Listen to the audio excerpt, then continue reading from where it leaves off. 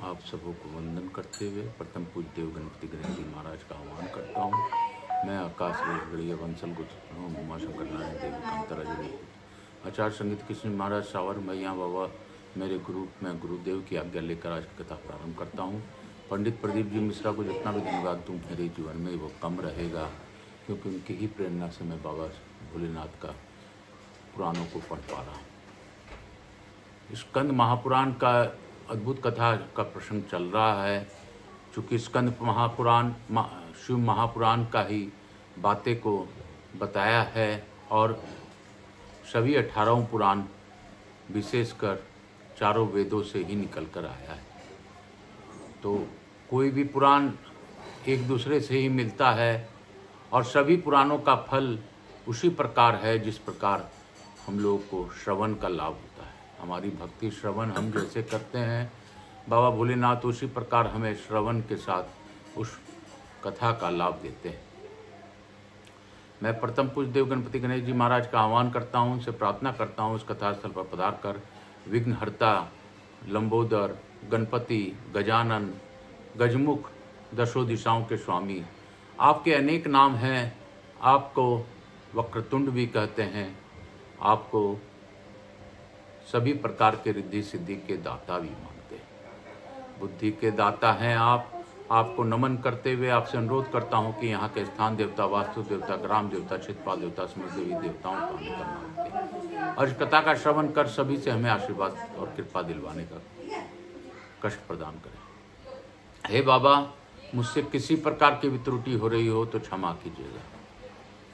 हे शंकर शंभो, हे बाबा विश्वनाथ, मैं आपका आह्वान करते हुए प्रथम पूज्य देव गणपति गणेश जी को नमन करते हुए मैं यहाँ के स्थान देवता, वास्तु देवता, ग्राम देवता, रामायण क्षेत्र के देवता, समस्त देवी देवताओं का आह्वान करता हूँ। मैं अपने कुलदेवी की सरस्वती माता तथा अपने कुलदेवी की सरस्वती माता तथा सभी देवी देवताओं का आह्वान करता हूँ।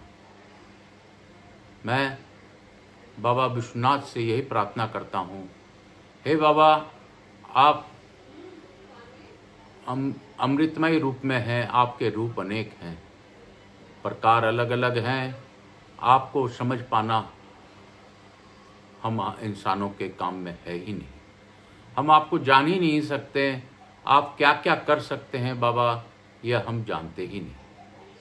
बाबा, मैं उमा शंकर नारायणी रूप में जिस प्रकार आप गौरबंदोरा का भार ग्रहण करते हुए इस कथा का श्रवण करते हैं, उस कथा का जजमान बनाते हुए आपका आह्वान करता हूँ कि हे मैया पार्वती, हे भोलेनाथ, आप उमा शंकर नारायणी रूप में इस कथा का विराजमान होकर कथा श्रवण करें और भावपूर्वक इस कथा का श्रवण कर हम सभी लोगों को कृतार्थ करते हुए आशीर्वाद प्रदान करें। मुझसे किसी प्रकार की भी त्रुटि होती हो महादेव तो मुझसे क्षमा करें। मैं तो बस निमित्त मात्र हूँ। करना आपको है, कराना आपको है, सुनना आपको है और सुनाना आपको है। हे भोला, सबका दुख काटो बाबा, हे विश्वनाथ, सबका दुख काटो बाबा, हे कोटि रुद्रनाथ, सबका दुख काटो बाबा, हे बटुक भैरवनाथ, सबका दुख काटो बाबा। शिव शंकर जपूं तेरी माला, बाबा भोला, जपूं तेरी माला के भोला, सबका दुख काटो बाबा, हे विश्वेश्वरनाथ, सबका दुख काटो भोला। हर हर महादेव, काल हर दुख हर, दारिद्र्य हर, कष्ट हर, हर हर महादेव। शंभु शंभु बोल बम का नारा है, बाबा एक सहारा। बोलो बम, बोलो बम, बोलो बम, बोलो बम, बोलो बम, बोल बम, बोल बम। मैं यही कहूँगा कि कथा अगर मिल रही है, बाबा का नाम हमारे मुख से निकल रहा है, तो हमें यही मानना चाहिए कि हम बाबा के आशीर्वाद प्रार्थी है। बाबा ने हमें किसी जन्म का फल प्रदान किया है। बाबा की कृपा सभी पर बनी रहे। इसी अभ्यास बात के साथ आज की कथा हम लोग आगे की ओर ले जाएंगे। कल हम लोगों ने पढ़ा था, इस प्रकार नर्मदा और कपिला के संगम का वृत्तांत बताया गया। इसके श्रवण और कीर्तन से मनुष्य और संसार बंधन से छुटकारा मिल जाता है। मार्कंडेय जी कहते हैं, महाराज, नर्मदा के दक्षिण और कपिला के पश्चिम तट पर भगवान विष्णु के मनोहरपुरी अमरावती है, जिसमें भगवान लक्ष्मीपति कोटि कल्प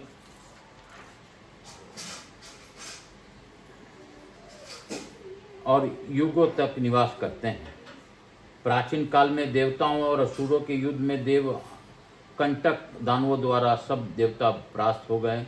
उस समय दानवों के अत्याचार से पीड़ित होकर पृथ्वी देवी और ब्रह्मा आदि देवता क्षीर सागर में शयन करने वाले भगवान विष्णु के शरण में गए और उन्हें प्रणाम करके इस प्रकार उनकी स्तुति करने लगे। दैत्यों का अंत करने वाले जनार्दन, देव जगन्नाथ, आपकी जय हो। वेदों के मूल स्थान जगदीश्वर, हम आपकी शरण में आए हैं, आप हमारी रक्षा करें। इस स्त्रोत को सुनकर भगवान विष्णु ने कहा, ब्राह्मण, भूलोक में जो जो दुर्धर्ष दानव हैं उन सबका मैं शीघ्र नाश करूंगा। ऐसा कहकर भगवान विष्णु देवताओं के साथ आए और संपूर्ण लोकों के हित के लिए अपने सुदर्शन चक्र से दैत्यों का मस्तक काटने लगे। तब समस्त दानव भगवान विष्णु के भय से थर्रा उठे और पृथ्वी छोड़कर रसातल में भाग गए। तदंतर पुनः ब्राह्मण, देवता और तपस्वी जनों ने के यज्ञ पूर्ववत होने लगे। युधिष्ठिर उस पूरी अमरावती में भगवान विष्णु दैत्य सुदन के नाम से प्रतिष्ठित हुए। जो मनुष्य वहाँ प्राण त्याग करता है वह विमान के द्वारा विष्णु लोक में सम्मानित होता है। कपिला के पश्चिम नीलगंगा का आगमन हुआ है, उसमें स्नान करने मनुष्य कोटि तीर्थ के सेवन का फल पाता है। सुदर्शन, दैत्य सुदन, विश्वावर्त, शिवावर्त और लक्ष्मावर्त, इन तीर्थों में जो दान दिया जाता है उसका पुण्य असंख्य होता है।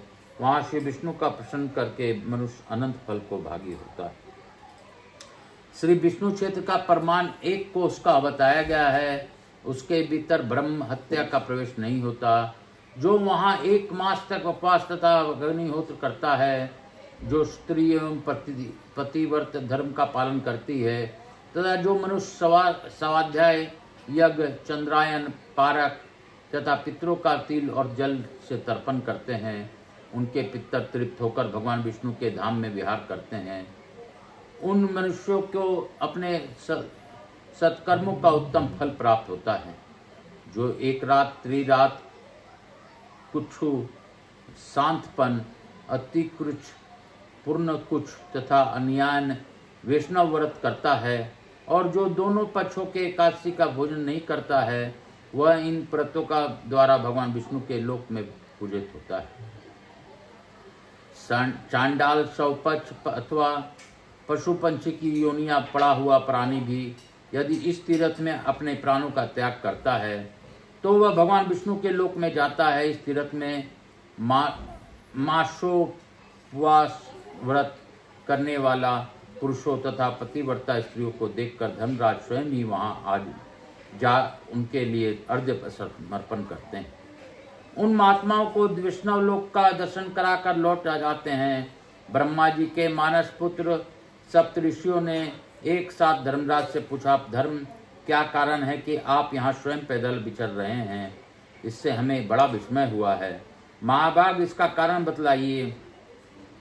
यह सुनकर धर्मराज ने हंसते हुए कहा, मुनिवरों, मेरे भयंकर दूत पतिव्रता स्त्रियों, मासोपवासी पुरुषों तथा इन सब के विमानों की उज्जवल दीप्ति की ओर दृष्टिपात करने से असमर्थ हो रहे हैं, इसलिए वे लौट गए हैं, इसलिए मैं पैदल गया था। मार्कंडेय जी कहते हैं, राजन, अमरावती में अमित तेजस्वी भगवान विष्णु का निवास है। वहाँ किया हुआ श्री हरि का पूजन कलयुग के दोषों का नाश करने वाला है। नर्मदा के उत्तर तट पर एक अन्य श्रेष्ठ देवता है जो ब्रह्मेश्वर के नाम से विख्यात हैं। वे सब पापों का नाश करने वाले हैं। उनके पूजन से पाप राशि नष्ट होती है, पितर तृप्त होकर ब्रह्मलोक को प्राप्त होते हैं। लंकेश्वर से दक्षिण सिद्धलिंग बताया गया है, उसके पूजन और स्पर्श और गणपति पद को प्राप्ति होती है। विश्वेश्वर नामक महालिंग सर्वदेवमय और शुभ है। वैशाख शुक्ला अष्टमी को उनके पूजन से मनुष्य 10,000 शिवलिंगों की पूजा का फल पाता है और भगवान शिव का अनुचर होता है। महाराज तत्पश्चात नर्मदा नदी के उत्तर तट की यात्रा करें, वहाँ परम सिद्धिदायक पाप नाशन लिंग है। वहाँ स्नान, तर्पण और पूजन करने से ब्रह्म हत्या का नाश होता है। उसके बाद सब पापों का नाश करने वाले ऋण मोचन लिंग है। उसके पूजन से अनेक जन्मों का ऋण नष्ट हो जाता है। ऋण मोचन के दर्शन पूर्वक तिल और जल की अंजलि देने से पितर तब तक तृप्त रहते हैं जब तक कि सूर्य, चंद्रमा और ताराओं की स्थिति बनी रहती है। नर्मदा के और चरु के संगम में शास्त्रोक्त रीति से स्नान करके संगम के जल और बिल्वपत्र जो महादेव जी को स्नान कराता है, उनके पूजा करता है, उसके उमा महेश्वर धाम को से कभी पुनरावृत्ति नहीं होती। चतुर्केश्वर नामक एक सिद्धलिंग है जो आंवले के फल के बराबर है। देवता और दैत्य उसका पूजन करते हैं। मनुष्य से नहीं देख पाते हैं। जो परम धार्मिक पुत्र उस तीर्थ में श्राद्ध करता है, उसके पितर महाप्रलय काल तक तृप्त रहते हैं। चरु नाम वाली नदी यज्ञ पर्वत से निकली है। पूर्व काल में अपने पुरोहित बृहस्पति जी के साथ देवराज इंद्र ने यहाँ यज्ञ किया था। तब से लोक में समस्त देवताओं द्वारा उनके इसकी परम पवित्र महिमा का गान किया जाता है। वहाँ दारुवन नाम से विख्यात एक तीर्थ है जो पृथ्वी पर सबके द्वारा सेवित होता है। त्रेता में 60,000 तपस्वी वन मुनियों ने उस तीर्थ में निवास किया था। वे सभी कंदमूल फल का आहार करने वाले और अग्निहोत्र परायण थे। उस तीर्थ में प्रभाव से उन्हें ब्रह्मलोक की प्राप्ति हुई। दारुवन में सब पापों का नाश करने वाले एक शिवलिंग है जिसके पूजन के मनुष्य गणपति होता है। वहाँ सर्वदेव में शुभ विमलेश्वर लिंग है। वहाँ स्नान करने से मनुष्य स्वर्ग में जाते हैं और जो मरते हैं उनका पुनर्जन्म नहीं होता। उस तीर्थ में देवता और असुर सबको निर्मल करके पिनाकधारी महादेव अपने धाम में ले जाते हैं। जो वहाँ तिल, जल और पिंडदान देकर पितरों को तृप्त करता है, वह भगवान महेश्वर के परम धाम को जाता है। युधिष्ठिर, विमलेश्वर लिंग की तुम साक्षात महेश्वर ही समझो। वही एक व्याघ्रेश्वर लिंग भी है जहाँ व्याघ्री को स्वर्गलोक की प्राप्ति हुई थी।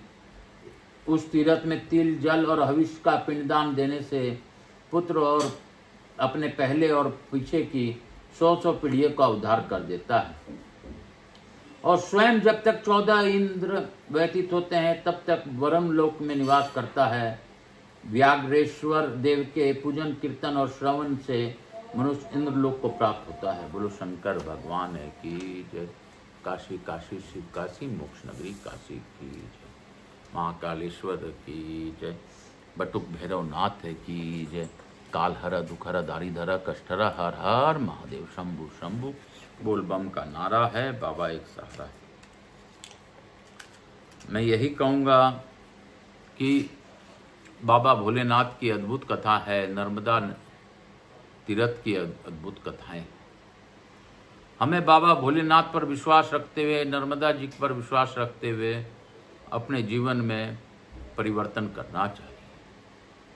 हम बाबा विश्वनाथ के दर्शन, पूजन, कथाओं से हमारे जीवन में परिवर्तन निश्चित होता है।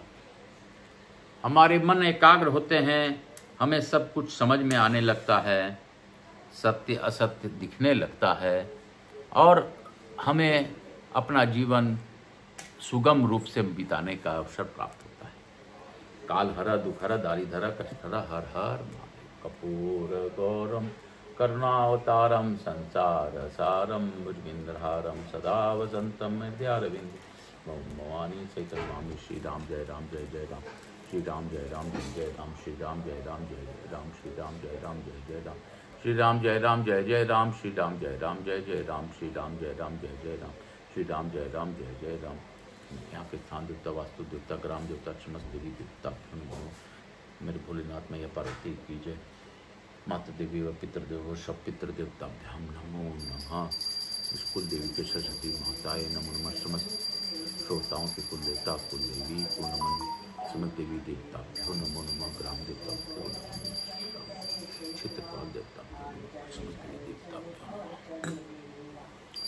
मैं प्रथम पूज्य देव गणपति गणेश जी महाराज, लक्ष्मी जी महाराज, रिद्धि सिद्धि शुभ लाभ कुबेर जी महाराज से अनुरोध करता हूँ कि हमारे यहाँ निवास रहकर अखंड कृपा बनाए रहे। आवाज समझ देवी देवताओं से अनुरोध करता हूँ कि आप इस कथा का श्रवण का लाभ सभी को प्रदान करते हुए अपने स्थान को गमन करें, पुनः बुलाने पर पधार कर आशीर्वाद प्रदान करें। मैं अपने भोलेनाथ मैया पार्वती से यही कहूँगा, काल हर दुख हर दारिद्र हर कष्ट हर हर हर महादेव, हर हर महादेव, हर हर महादेव, हर हर महादेव। शंभु शंभु बोल बम का नारा है, बाबा एक सहारा।